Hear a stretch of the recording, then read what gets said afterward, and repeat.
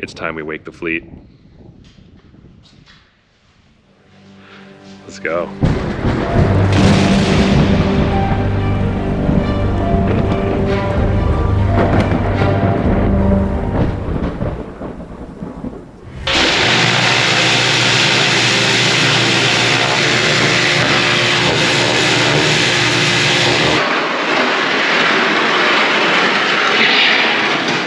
It's all cleaned up, just gotta wipe it down. And then the parts came, they look like the right ones. Got some brake cleaner too, just to make sure we get everything clean for the seals. And yeah, bomb diggity, let's do this. Let's put it back on and get the wheel back on. And then the 9370 has a few other things that I'd like to tamper with, tinker with, and mess with. But other than that, that'll be one less thing to think about. So yeah, let's get to work.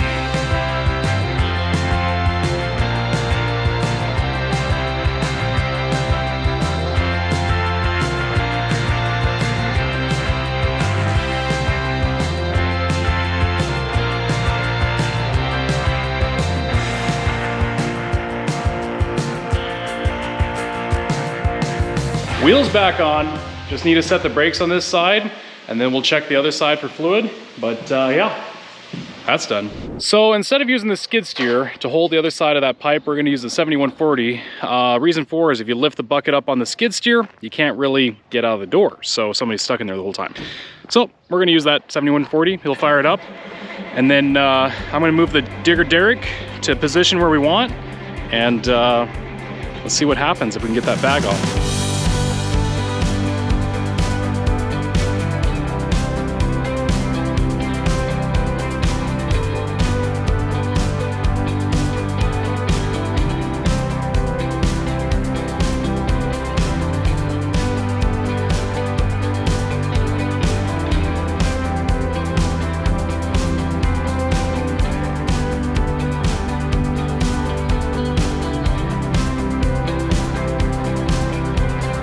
So the plan is we'll put the pipe on there, pin it, and we'll have the tractor sitting over here somewhere, and then it'll have a pipe through it so that way it just kind of sits there and rolls along.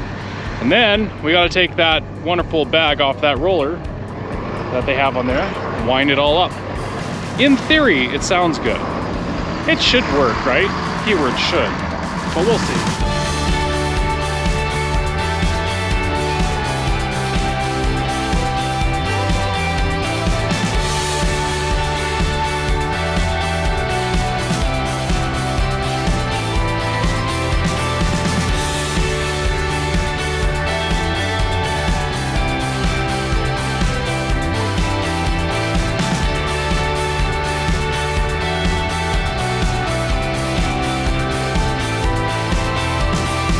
So I jumped in the K-steer, and honestly, the ride has actually gotten quite a bit better since we first bought it. Two things.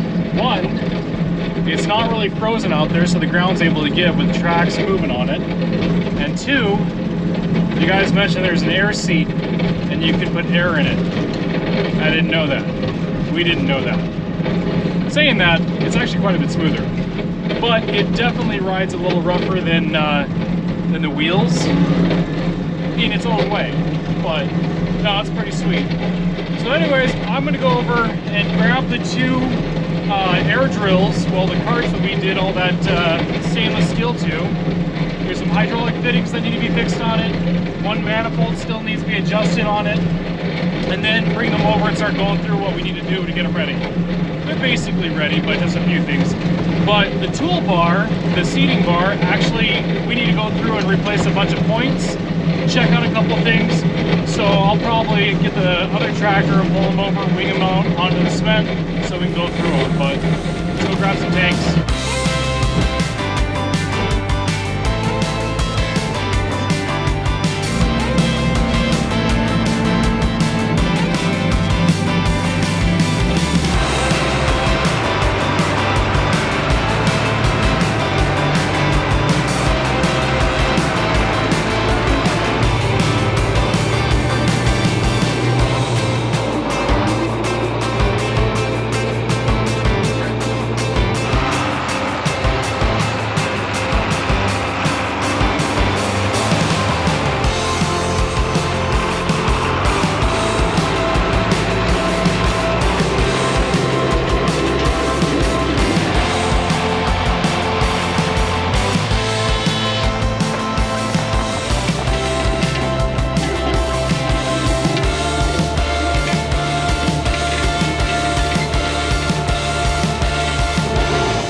all brown and rusty. And in a couple weeks, they're gonna be shiny.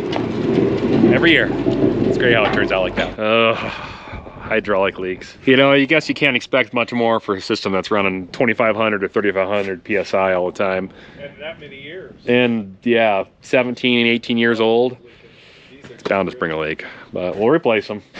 Well, we pulled the drill over, and one thing we've got to do is change what's called the openers.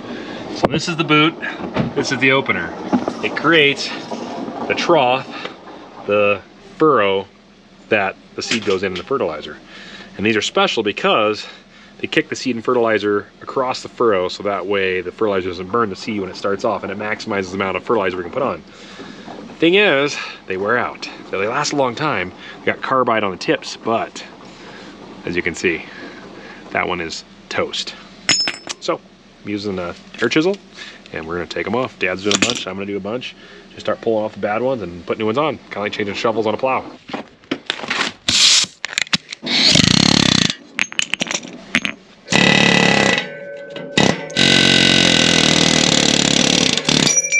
Now, this is a very worn out one. It's wore through the bottom, bad.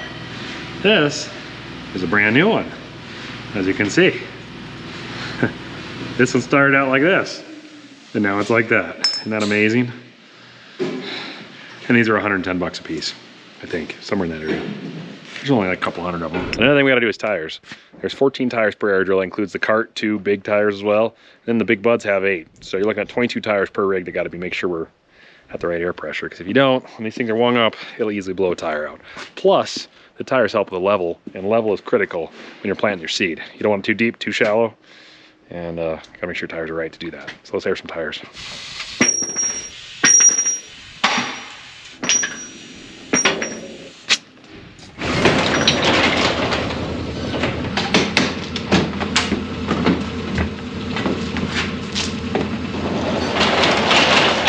Being that each one of these drills is going to have roughly 4,000 to 5,000 acres on each one, and they're old tires. Some are newer, some are older. It's just a matter of time before 1 or 2 blow out. So I'm going to be proactive. I'm going to take our spare tires that we have laying around that are all flat, because we probably took them off because they went flat, and put a new one on. And I'm going to go through them all, get them all aired up and ready to roll. So when we get down in the field, we'll have a spare ready to go and just swap it back on. Proactive. No, it's not acne, it's tire maintenance. Like say this one, for example. The tread is obviously coming off, and it's flat. And it was probably from last season, and it's probably been in there ever since. But it's a 15-inch rim, and I'm gonna use that rim. I'm gonna put a new tire on it, because we have a couple new ones on the shelf.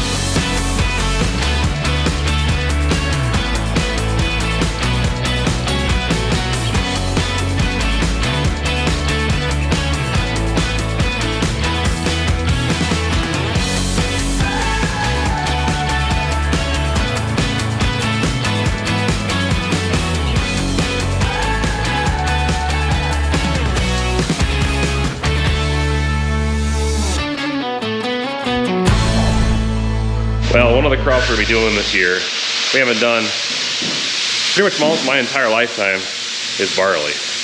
Seed barley is worth a lot right now, so it only makes sense to put it in because it's a cheap crop to grow, it yields high, and it's really easy to handle. But we gotta pick it up. So, we need this truck running good. Problem is, the original design of these fender brackets weren't really strong enough. The leg arm's working hard on fixing that. I'm gonna see if I can fix this air line. It broke off. The new air hose kit was like 135 bucks. So I just took apart the old one. I think I can get this in there and save 135 bucks. Let's go. There's a strange clicking noise in that thing. Still kicking out heat, we're good.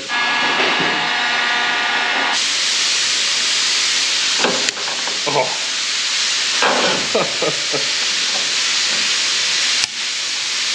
Maybe I will need a new airline. It's just, oh wow. You know, some things just aren't worth trying to save money with. Those are one of them. I just put the new ones on. Since we've got the 9370 in the shop, it doesn't hurt to pop the hood and do a couple things. Oil's down a little bit, but actually as it turns out, we're about due for an oil change, so I think I'm gonna go ahead and do that to it. The air cleaner, it's a little dirty and it could use a little bit of cleaning. So fortunately, we've got this kit. This is from May West Manufacturing, and I've never used one of these before. It's an air cleaner. So let's put her together and see if we can blow this air cleaner out. It's a little better than doing it by hand. And with our big buds, they've got some pretty large air cleaners on them. A lot of our equipment does, so this will be handy. Let's see how much dust we can get coming out of this thing. Ready? That one.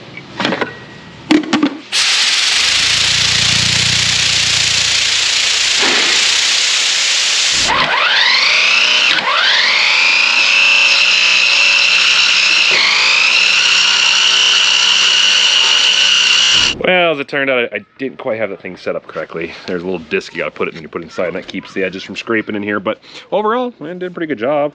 I might just lightly kind of blow on the inside with the other thing and just see if I can get much more out, but it's gonna look really good on our big buds. I'm excited to run on that. But yeah, that filter was dirty. I needed it done. Okay, did a few things to this 9370 and we're good to go. Let's pull it out of the shop. But first, we should probably start it.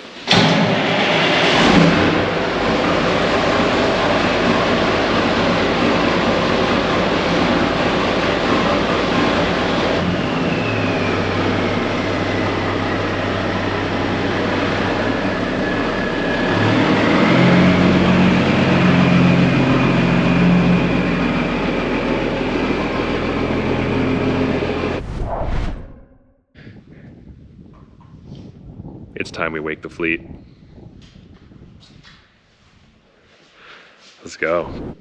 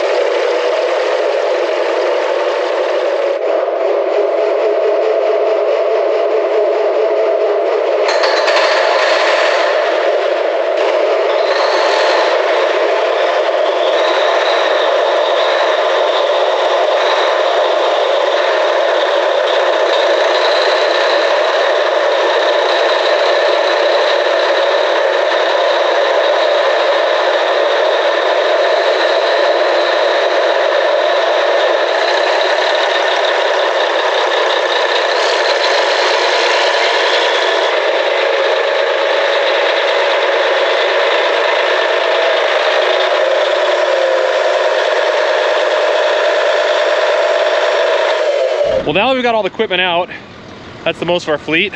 Yes, the 525 and the 600 Bud are gonna be the ones used mostly, but the 435 we're gonna have on standby in case we have a breakdown or we get stuck. And we might have to do some some cultivating with it too, so we'll see if that happens. But we needed it out anyways to go through it. One thing we really got to do though is brute. Remember that tank that cracked? It probably would last. I patched it, but we fortunately had a fan message us and said, hey, I see you guys need a tank. I scrapped an old sprayer that has that same tank, and if you guys want it, you can come get it. So he stopped by and got it, and we're gonna swap it out. But there's a lot of other things that need to be done to this sprayer, and I need this sprayer in top running condition because I gotta cover 10,000 acres the next month with this thing in between seeding, so it needs to run pristine. So we're gonna pull the tank off it, and then we're gonna put it in the building, and then we're gonna work on it, and the guys are then gonna change hydraulic lines all across this toolbar, and then in between all that, we'll eventually start working on the bud, check fluids, coolant, everything on the tractors, make sure all the electronics are hooked up correctly, go with the other bud, same thing, go with the other bud, same thing, and eventually, slowly here, we'll get ready. So this big dog, well, we've had some issues. So this thing has air brakes, okay, just like a truck, like a semi. The issue with this thing is it's so geared with the planetaries that when your brakes are set, you don't really feel it when you give it gas. And there's supposed to be a light in the dash that says, hey, your brakes are on, your parking brake, and it doesn't work. So at least 5, maybe 10 times we've ran this thing with the parking brake on. It didn't know it until we started smelling things later, and those brake pads have been glowing red. I'm sure the brake drums and pads are absolutely toast on this. We gotta get them fixed. So we're gonna see if we can take a wheel off, take a look inside, pull the planetary apart, get the drum off, and see if we need to order some new ones, because I'm sure they're destroyed. It would be really nice to have good brakes. It's good to have good brakes when you're driving a 50,000 pound sprayer 50 miles an hour down the road, right?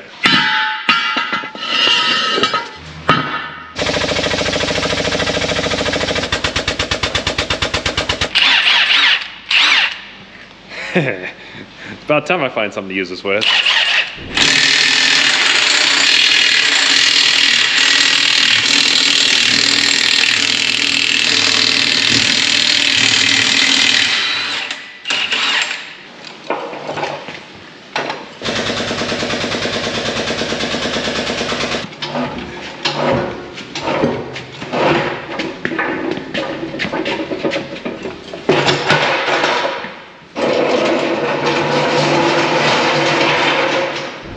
Yes. So this is bringing back memories really quick. Oh man, this thing looks bigger when you take stuff apart. These tires, way bigger. It's amazing when you're out in the field how much smaller machinery gets. Just transforms. All perspective. Here are the drums, and they have been fried. And these pads, I'm sure, are cracked and nasty. So we're gonna see if we can get some numbers, figure out what we need, and then take this all apart, get it off, and then do the other side. Hopefully, there's parts available. If there's not, we're just gonna put it back together and run it, because we need this to go. Believe it or not, we've actually had this axle out before. In a certain tractor pull event that took place, that a certain individual let it shift into second gear at full throttle with the sled on the back and it twisted the axle. But that's in the past. Now we're working on this.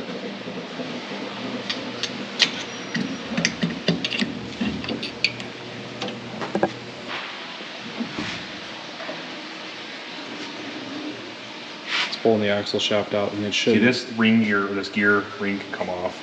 So you can pull it out a little bit further, but the axle shaft should come out of it. Like it's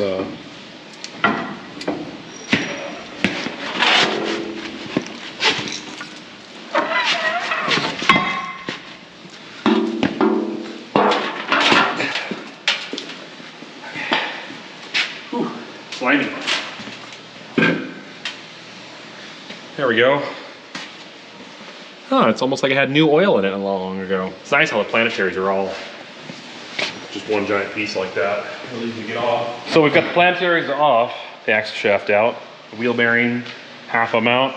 And we're just about to take the whole hub assembly and brake drum off.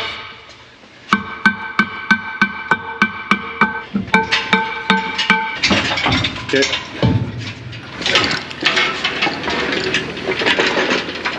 Well, let's say we got a leaky wheel seal. yeah, and I think we need to change that. That wheel seal's been cooked. I know it has. I know these brake pads have been cooked, even though there's still quite a bit of pad on them. Oh yeah. They're like glassy smooth. They've gotten hot. All right, get numbers like he said, get stuff ordered, and then when it comes, we'll put it back together and then do the other side.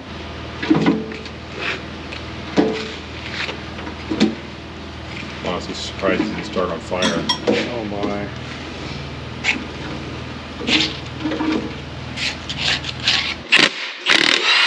All right, update. So, brakes are off, wheel seal's out. This brake drum actually, honestly, is in pretty good shape. I know it's a big no-no to reuse the brake drums once they've been exposed to oil, because oil supposedly can get into the metal and cause problems down the road. The thing is, this isn't an over-road truck, and we're gonna clean those brake drums up really well. And two, those little boys right there are between $1,500 and $2,500 a piece. And there's like a lot of life left in that thing. So, executive decision, we're gonna rerun them. But we're getting new pads, new seals. We'll clean that thing up, we'll steam wash it, we'll get it really, really clean and put it back on. Second thing is, this thing just has been leaking oil since the day we got it. We keep fixing spots on it and it just keeps running oil out. Well, the hydraulic pump, which was attached off the accessory drive right here, was seeping really bad. So I've got it off, it's hanging down here. And I'm going to clean up the face of it as much as possible. And the other one, get them nice shiny metal, get some good gasket sealer, gasket, put it back on, suck it up tight. No more oil leaks. Okay, done. I got proof too, see? I did it. Leg arms, no evidence there, just on me, both hands. Now to wash it off.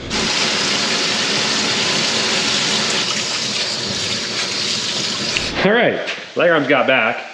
Turns out they don't make these brake pads anymore for this style. But what they can do is they can send the frame of the brake pad off and reshoe it. But we gotta get them there to the guys stat so they can get it in the mail and get it done soon, so this doesn't sit in our shop for a week and a half. But that means we gotta take the other wheel off to get at those brake pads. Well, how do we support the truck to take both wheels off? We really don't have good stands. We have always been wanting to build good machine stands to hold our buds, our trucks, everything. They'll lift them up and support them safely and securely. We haven't made it yet. And we're just against the clock right now. I don't think we have time to do it.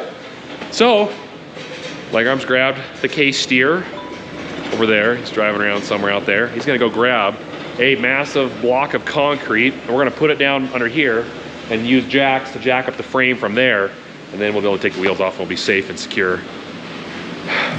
Get to it.